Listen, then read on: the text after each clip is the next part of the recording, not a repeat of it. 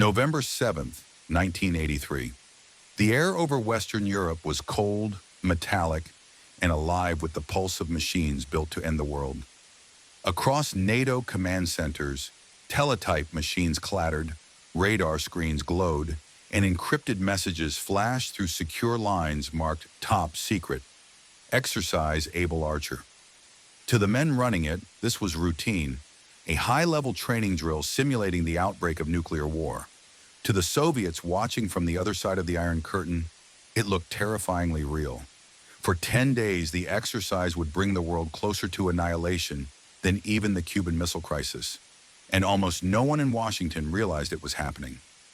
The premise of Able Archer was simple on paper, but dangerously realistic in execution. NATO wanted to test the full chain of command that would control nuclear weapons in the event of a Soviet attack.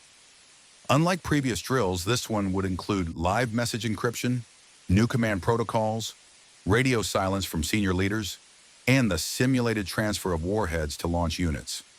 Everything about it looked authentic. The U.S. Air Force Strategic Command issued coded alerts. British and West German forces mobilized on schedule. B-52 bombers practiced flight plans that mirrored nuclear strike patterns. The exercise even required the President of the United States to participate in a mock decision briefing, something that had never been done before. To Western planners, it was progress.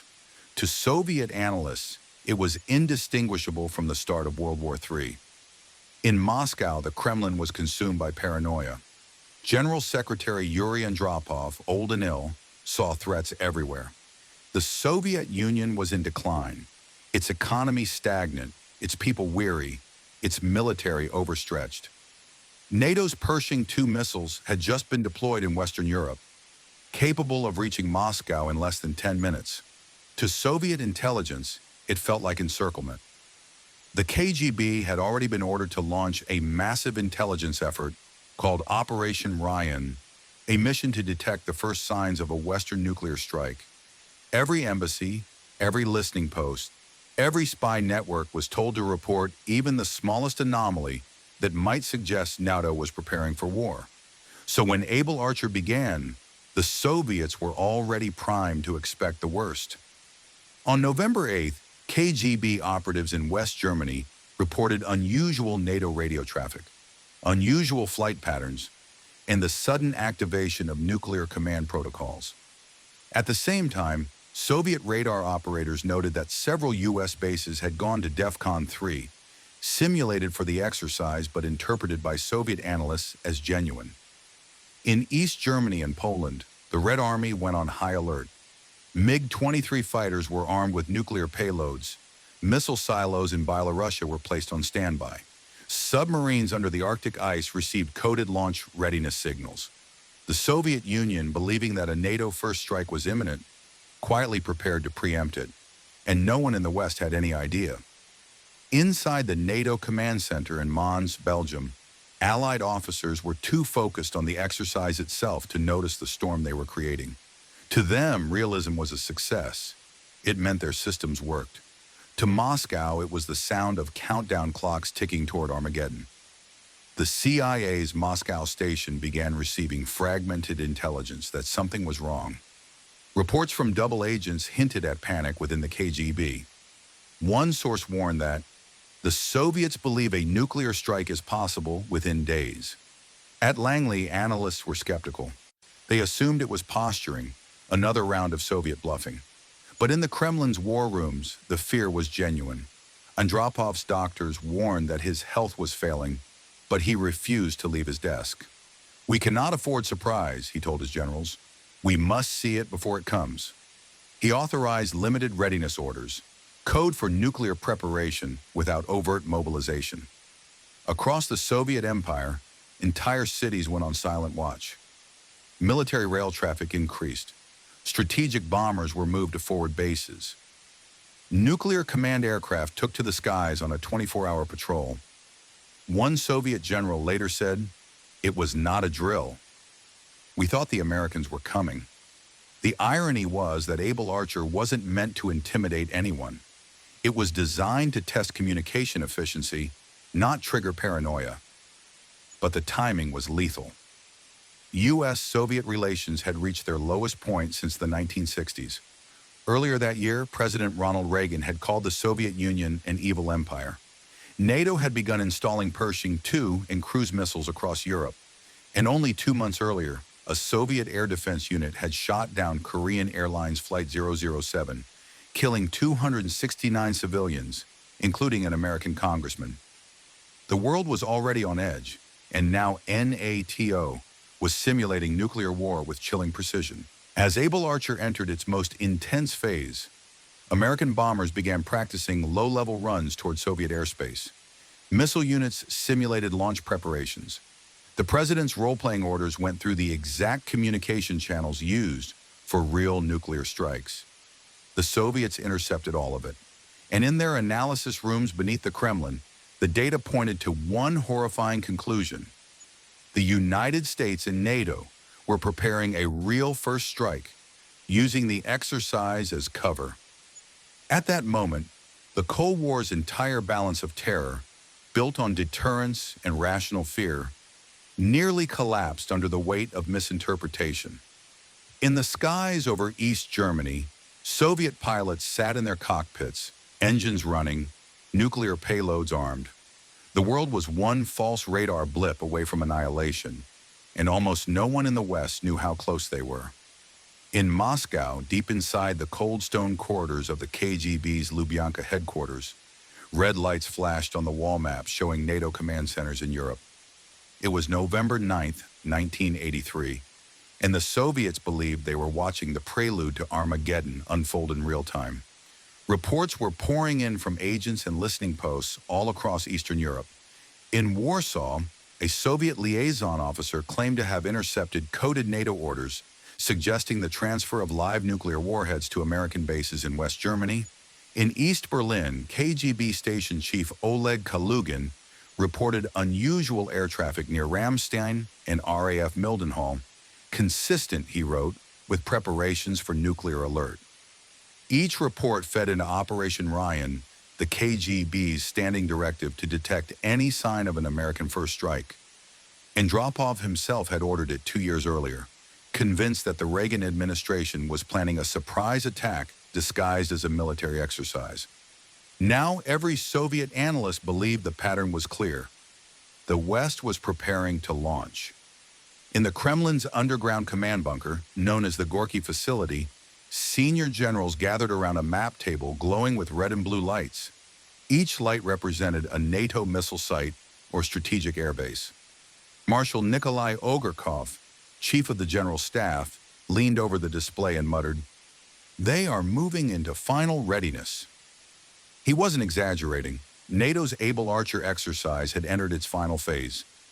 Transition to nuclear release, or a simulation that involved coded transmissions to NATO leaders, including mock authorization from the president himself to initiate nuclear retaliation. But to Soviet analysts monitoring the encrypted traffic, those messages looked indistinguishable from the real thing. "This is not a drill," one KGB interpreter told his superior.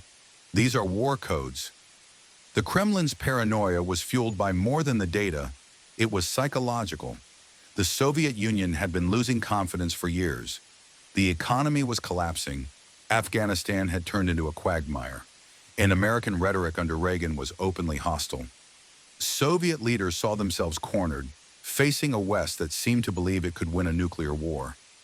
Reagan's Star Wars missile defense proposal, publicly announced months earlier, only deepened the fear that the U.S. was preparing to strike first and survive the counterattack. The KGB had already warned Andropov that the Americans might hide an attack behind an exercise scenario, and now here it was. In the early hours of November 10th, the Kremlin raised its readiness level across all strategic branches. Soviet nuclear-capable aircraft in East Germany, Poland, and Czechoslovakia were armed. Ballistic missile units in Belarusia and Ukraine received coded partial readiness alerts, allowing them to prepare launch procedures without authorization from the Politburo. The Northern Fleet deployed several ballistic missile submarines from Murmansk under orders to disperse and await command. At the same time, an entire regiment of Tu-95 Bear bombers was moved to Arctic forward bases. The world had quietly entered the most dangerous 24 hours of the 1980s. Meanwhile, inside NATO command in Belgium, the exercise was proceeding flawlessly. Staff officers were congratulating themselves on the improved speed of nuclear authorization protocols. None of them knew that on the other side of the Iron Curtain, Soviet analysts were preparing for real nuclear war. In Langley, the CIA's Moscow desk began receiving unusual intelligence traffic. A British double agent, codenamed Gideon, sent an urgent signal. The KGB believes NATO is preparing for a nuclear attack. They are moving forces accordingly. CIA analysts reviewed the message and debated whether it was exaggeration. A senior analyst dismissed it, writing, "The Soviets are paranoid but not suicidal. They know it's an exercise." He was wrong. In East Germany, Soviet nuclear forces were now at their highest peacetime readiness since the Cuban Missile Crisis. At one Soviet air base near Finsterwald, pilots slept in their planes with engines idling through the night. One lieutenant later recalled, "We were told this could be it. If we saw launch orders, we were to take off immediately." Andropov, despite his illness, stayed in his office through the night, speaking only in brief sentences to his staff. "We cannot strike first," he told Marshal Akramayev, "but if they move, we must be ready to destroy them." The fear wasn't of an American attack per se, but of miscalculation. The Soviets had convinced themselves that NATO was preparing to launch under the cover of a drill. Their own plan was to strike the moment they detected a real launch. But no one in Washington or Brussels had any idea how terrified the other side was. The communication gap between superpowers had never been wider. The hotline between Moscow and Washington, established after the Cuban Missile Crisis, sat silent. No one dared to use it during an exercise. The result was the most dangerous paradox imaginable. Both sides believed they were acting defensively, and both were escalating toward destruction. In London, British intelligence began to sense that something was wrong. Reports from MI6's Soviet sources described frantic activity in Warsaw Pact command centers. One report from a mole inside East Germany mentioned that alert status has increased to unprecedented levels. The information was passed to Washington, but by then Able Archer was already in its final stage. The exercise would end the next day. But no one in NATO leadership understood that the Soviets were a single radar misreading away from launching real nuclear weapons. One spark, one misinterpreted blip on a radar screen could end civilization.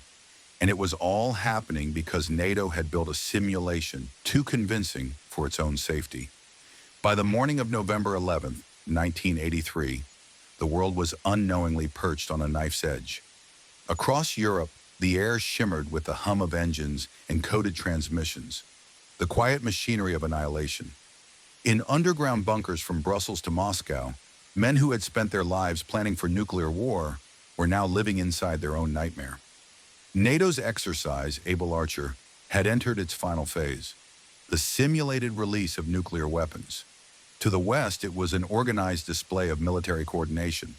To the east, it looked like the opening act of Armageddon. In the Kremlin, General Secretary Yuri Andropov was surrounded by his top defense officials, his face pale and his breathing labored from illness, but his mind razor sharp. His generals briefed him in clipped voices.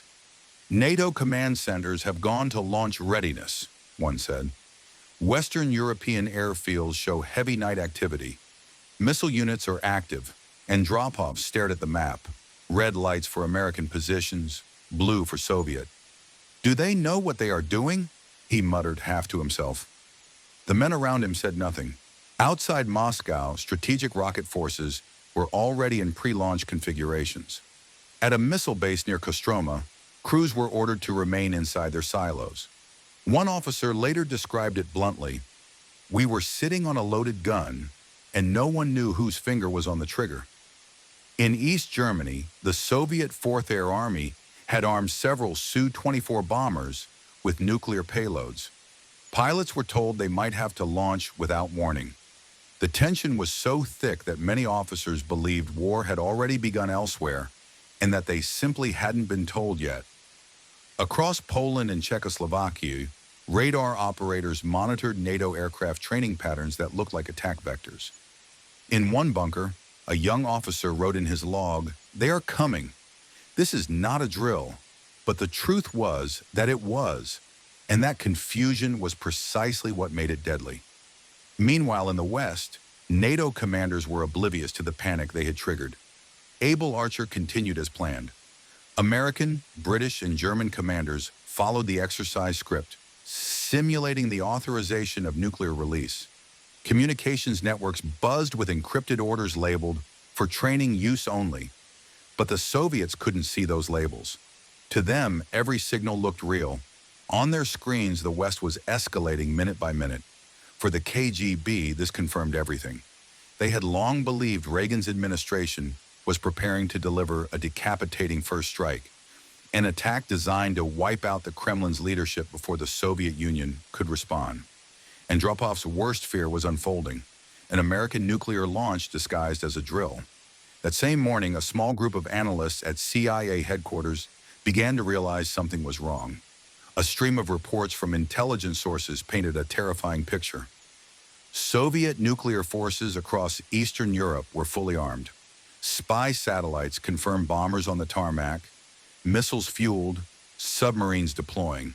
The data didn't match any known Soviet exercise. Inside the CIA, panic flickered for the first time. "What if they think it's real?" one analyst asked aloud.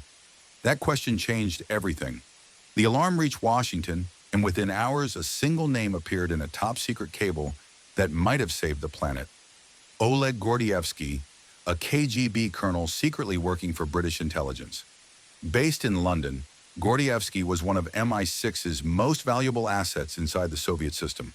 For months, he had been warning his handlers that the KGB's leadership was obsessed with the idea of a Western first strike. When Able Archer began, he realized those fears were about to ignite. Risking his life, he passed an emergency message through MI6 channels to the CIA. The Soviets genuinely believe NATO is preparing to attack. They have moved forces to full readiness. That warning reached Langley late on November 11th. Within hours, the information was relayed to the National Security Council. In a secure room beneath the White House, President Reagan's advisors debated what to do. Some dismissed the report. Surely the Soviets weren't that paranoid. Others, including CIA Director William Casey, urged caution. "They think this is it," he warned. "If we keep pushing, they'll react." Quietly, orders were sent to scale back Able Archer's final stage. No public announcement, no fanfare, just a subtle shift in posture. U.S. bombers ended their simulated strike routes earlier than scheduled. Communications between NATO commands slowed. The exercise wound down ahead of time, its participants unaware that they had just stepped back from the brink of global annihilation. In Moscow, Soviet satellites tracked the sudden drop in activity. The tension broke like a fever. Within hours, nuclear bombers were ordered back to hangars. Missile crews stood down. The red lights on the Kremlin's war map dimmed one by one. In the silence that followed, no one cheered. The relief was too heavy, the danger too close. One Soviet general later said, "We did not win. We merely survived our own fear." But the full truth wouldn't be known for years. To most of the world, Able Archer ended quietly, a routine NATO drill that came and went like dozens before it. Inside the intelligence community, however, something had changed. For the first time, Western leaders realized just how thin the line between simulation and catastrophe truly was. A few words on a radar screen, a misunderstood exercise, or one panicked general could have ended everything. When the CIA's post-mortem report arrived weeks later, it contained a single chilling conclusion. The Soviet Union's fear of surprise attack is real, and it nearly killed us all. When the reports finally reached President Ronald Reagan's desk days after the conclusion of Able Archer, he was stunned. He had been briefed on the exercise's technical success, the improved communication channels, the speed of nuclear authorization drills, the flawless coordination between Allied forces, but no one had told him that the Soviets had nearly launched real nuclear weapons in response. Sitting in the Oval Office, Reagan read through the intelligence summaries compiled by the CIA and MI6. The language was clinical, but the implications were apocalyptic. During the NATO exercise, Able Archer, the Soviet Union perceived preparations for a nuclear first strike. High alert levels reached in Warsaw Pact nuclear units. Strategic forces were mobilized in East Germany, Poland, and Belarusia. Misinterpretation could have resulted in nuclear exchange. Reagan put the document down slowly, visibly shaken. He had always known the Cold War was dangerous, but until that moment, he had believed deterrence worked. That fear of mutual destruction kept the peace. Now he realized how close that system had come to collapse. "They really thought we were going to attack?" he asked incredulously. His national security advisor nodded grimly. "Yes, Mr. President." They were ready to respond. That single revelation began a transformation in Reagan's thinking that would quietly reshape the end of the Cold War. For years, he had spoken of the Soviet Union as an evil empire, a phrase that had rallied his supporters but convinced Moscow he was planning war. Now, for the first time, Reagan saw the conflict not as a chess match between superpowers, but as a psychological trap built on mutual terror. If an exercise, a simulation, could nearly start Armageddon, then the entire system was broken. The next morning, Reagan confided in his personal diary, "We had no idea how afraid they are of us. If they truly believed we were preparing to strike, then we are in much greater danger than I thought." That realization would haunt him for the rest of his presidency. Meanwhile, in Moscow, the aftershocks of Able Archer rippled through the Soviet establishment. The Red Army quietly stood down, and the General Staff conducted internal reviews that confirmed what no one wanted to admit. The USSR had come within hours of launching a preemptive nuclear strike based entirely on false assumptions. The KGB's directorate blamed NATO's provocative exercise. The military blamed the KGB's paranoia. Privately, however, senior Soviet officers admitted the truth. Their system had become too rigid, too fearful, too dependent on worst-case scenarios. In the weeks that followed, Andropov's health deteriorated rapidly.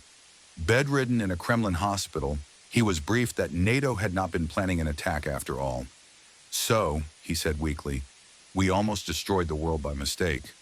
His words were a quiet epitaph for the paranoia that had defined his rule. In Washington, Reagan began reassessing everything he thought he knew about deterrence. Intelligence reports showed that the Soviets' fear of a Western first strike wasn't propaganda, it was doctrine. Their war plans assumed the U.S. might try to decapitate the Kremlin in a sudden nuclear blitz. To counter that, Soviet strategy emphasized preemption, strike before being struck. That meant any misunderstanding, any false signal, could set off the end of civilization. Reagan was horrified. He ordered a classified review of American nuclear procedures, asking whether the U.S. had similar blind spots. The results, when they came back, were equally grim. The American warning system was just as vulnerable to misinterpretation. False radar readings, satellite glitches, or communication failures could all trigger retaliatory alerts within minutes. The nightmare wasn't just Soviet, it was universal. That winter, Reagan began quietly shifting his approach toward Moscow.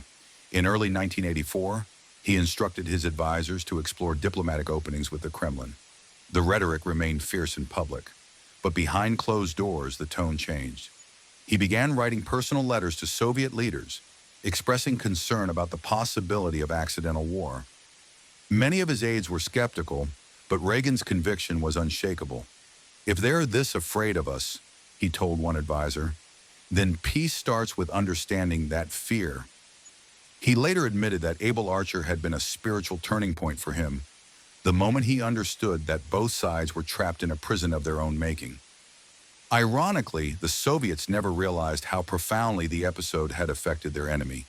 They assumed Reagan's peace overtures were tactical, not emotional, but the seeds of future diplomacy, the same seeds that would eventually grow into the INF Treaty and the beginning of nuclear de-escalation, were planted in that silent aftermath. Yet the lesson of Able Archer was not easily learned. Within NATO's military community, some officers resisted the notion that their exercise had been dangerous. They argued that the Soviets had overreacted, that Western discipline had held firm, but inside the intelligence agencies, a quieter consensus took shape. The CIA's postmortem report circulated among senior staff, stamped eyes only, with a chilling final line. The world came closer to nuclear war in November 1983 than at any time since 1962. Reagan underlined that sentence in his copy. That same month, he watched the television movie The Day After, a grim depiction of nuclear war's aftermath, and wrote in his diary again, "It left me deeply depressed. We must find a way to prevent this." The experience of Able Archer and the film's emotional impact combined to alter his course permanently. From that point forward, Reagan no longer saw nuclear weapons as tools of deterrence. He saw them as evidence of human insanity. Over the next few years, his rhetoric toward the Soviets softened. He began pushing for direct dialogue, and when Mikhail Gorbachev rose to power in 1985, Reagan saw in him a partner who might finally help end the madness. But even as diplomacy bloomed, the memory of 1983 lingered, a ghost haunting every negotiation, every handshake. For both sides, Able Archer remained the silent warning, a reminder that humanity had survived not by wisdom, but by sheer accident. For decades after the end of the Cold War, Able Archer 83 vanished into the fog of classified archives, a ghost story whispered among intelligence officers and dismissed by military officials as overblown myth. To the public, it was just another NATO exercise, a footnote in a decade filled with brinkmanship. The truth remained buried under stamps of top secret/no foreign, sealed in dusty Pentagon vaults and CIA storage facilities. Only a handful of men on both sides of the Iron Curtain knew how close the world had come to destruction during that cold November week. It wasn't until the mid-1990s that the first cracks in the wall of silence appeared. When the Soviet Union collapsed, historians and journalists began sifting through declassified archives in Moscow. Among the decaying files of the KGB's first chief directorate, researchers uncovered internal memoranda marked Operation RYAN. These documents revealed in chilling detail the depth of Soviet paranoia during the early 1980s. Reports described how agents were ordered to count cars in Western government parking lots, track the lights in office buildings after hours, and record the number of sandwiches prepared for NATO meetings, all indicators the KGB believed of imminent war. One memo explicitly mentioned NATO nuclear command exercises in autumn 1983 as probable cover for decapitation and strike preparations. When Western analysts compared the timeline, they realized the memo described Able Archer. It confirmed what a few intelligence veterans had long suspected. The Soviets hadn't been bluffing. They had genuinely believed nuclear war was about to begin. The revelations caused quiet shock in Washington. The CIA's Internal History Division re-examined its old files and found corroborating evidence. Intercepted communications from Warsaw Pact command centers showing increased readiness levels, satellite photos of Soviet bombers armed with nuclear payloads, and reconnaissance images of mobile missile units deploying from their bases during the exercise. The data painted a terrifying picture. The world had been minutes away from nuclear war, and neither superpower had fully understood it at the time. When these findings reached the National Security Archive, a research organization dedicated to declassification, they began petitioning for the release of the full CIA and NATO reports. For years, the requests were denied. Officials feared the political fallout of admitting that a routine Western drill had almost ended civilization. But by the early 2000s, fragments of the story began to surface through investigative journalism. Declassified British files confirmed that Maciej MI6's asset, Oleg Gordievsky, had indeed warned Western intelligence that the Soviets were panicking. His warning had likely saved millions of lives. Gordievsky, living in exile under British protection, finally spoke publicly in 2005. They were fully prepared to launch. If the Americans had not stopped the exercise, the missiles would have flown. The admission stunned historians. It meant that one man's courage and one decision to de-escalate had changed the course of history. As more files were released under the Freedom of Information Act, the story of Able Archer transformed from conspiracy theory to undeniable fact. The CIA's own after-action analysis partially declassified in 2015, described the episode as an intelligence failure of perception. The report's language was stark. We did not understand the depth of Soviet fear of a Western first strike. The danger was not deliberate aggression, but misinterpretation. NATO's archives revealed even more, that the 1983 exercise had been designed with new realism precisely to test nuclear command systems, that it had included direct participation from heads of state, and that the timing, just months after the Korean Airlines shoot-down, had amplified Soviet paranoia to unbearable levels. For historians, it was the closest documented moment humanity had come to extinction without realizing it. One researcher later remarked, "Able Archer is the apocalypse that didn't happen, and no one noticed." In Moscow, retired generals reacted with a mix of pride and regret. Marshal Viktor Yeltsin, a former Strategic Rocket Forces officer, admitted in an interview, "We were certain the Americans were about to strike. The indicators matched perfectly. Looking back, I realize how wrong we were. But in that moment, it felt inevitable." Western officials responded more quietly. Many of those involved in the exercise were long retired by the time the truth emerged. Some expressed disbelief that their routine drill had nearly sparked nuclear war. Others simply called it the closest call we ever had. As the story spread, it forced a reassessment of the entire Cold War narrative. Historians began to argue that deterrence had worked not because of its stability, but because of its instability, because both sides were so afraid that they hesitated at the edge. Able Archer became the ultimate cautionary tale of the nuclear age, proof that the line between peace and annihilation wasn't drawn by rational strategy, but by chance, timing, and a handful of terrified men refusing to push the button. The declassified files revealed a haunting paradox. Humanity had survived not through control, but through misunderstanding. Reagan's decision to end the exercise early, informed by Gordievsky's warning, had averted catastrophe. Yet he never fully grasped how close the Soviets had been to launching. Later interviews with his advisors showed that Reagan only learned the full extent of the crisis years after leaving office. When asked how he felt about it, he reportedly said, "It makes me thank God for miracles I didn't know I needed." The same sentiment echoed across former Soviet ranks. One Russian officer, interviewed in 2010, put it simply, "We were ready to die. We just didn't know why the legacy of Able Archer is not written in monuments or treaties, but in silence. The kind that follows when humanity brushes the edge of self-destruction and then quietly steps back." After 1983, both superpowers began to reconsider the balance of terror they had built their existence upon. In Washington, President Reagan's shock at the intelligence reports turned into conviction. He began pushing aggressively for arms control, not as a sign of weakness, but as an act of survival. When Mikhail Gorbachev rose to power in 1985, Reagan saw an opportunity to turn that conviction into action. Their meetings in Geneva and later in Reykjavik carried the ghost of Able Archer in every handshake, every carefully chosen word. Both men knew, even if unspoken, that the world had survived not because deterrence worked flawlessly, but because chance had intervened. It was the silent, near-invisible terror of 1983 that made them talk about peace.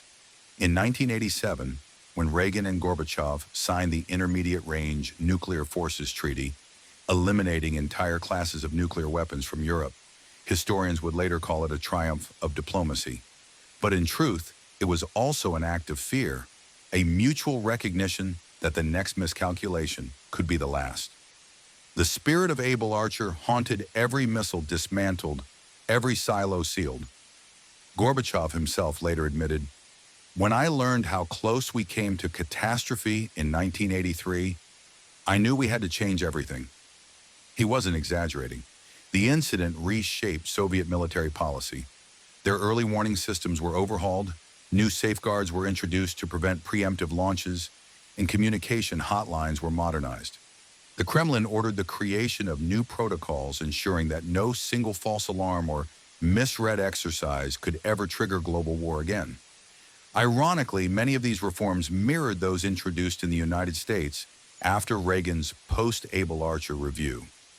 The two greatest enemies of the 20th century had, through near disaster, learned the same lesson. Survival depended on understanding the other side's fear. For the intelligence community, Able Archer became required reading. CIA officers studied it as a textbook example of how perception could kill faster than missiles. Training manuals in the 1990s quoted a single line from the declassified analysis. The danger was not malice, but misinterpretation. Inside NATO, military planners revised how nuclear exercises were conducted, deliberately toning down realism to prevent future panic. Even now, decades later, the protocols that govern large-scale NATO drills still carry the fingerprints of that November week in 1983. In Russia, however, the story remained buried longer.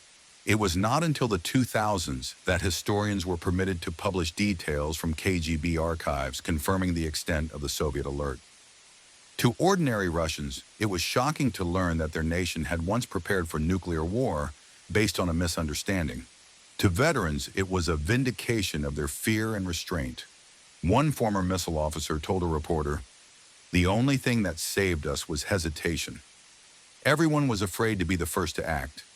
In that sense, Able Archer is less a tale of courage than of terror. Terror that, for once, prevented the unthinkable. The incident also left a lasting mark on U.S. intelligence philosophy.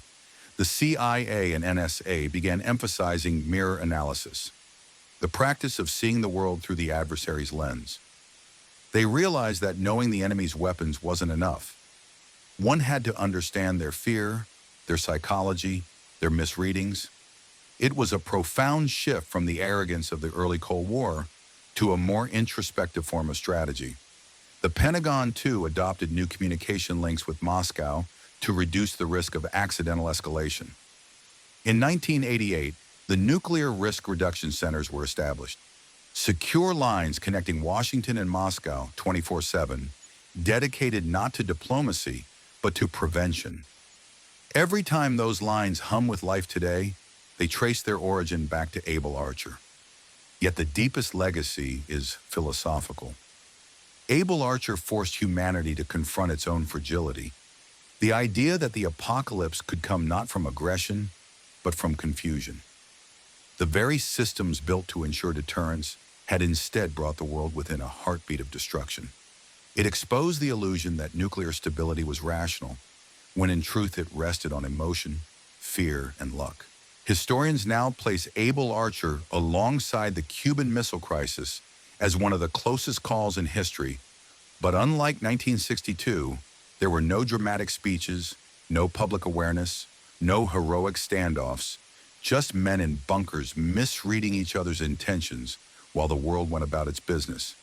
It remains the quietest near-apocalypse in human history. Today, the story of Able Archer is studied in military academies, think tanks, and history departments as a warning of how easily civilization can slip into oblivion through misunderstanding. Its lessons echo in every modern crisis where nuclear powers stare each other down. India and Pakistan, North Korea and the West, Russia and NATO once again.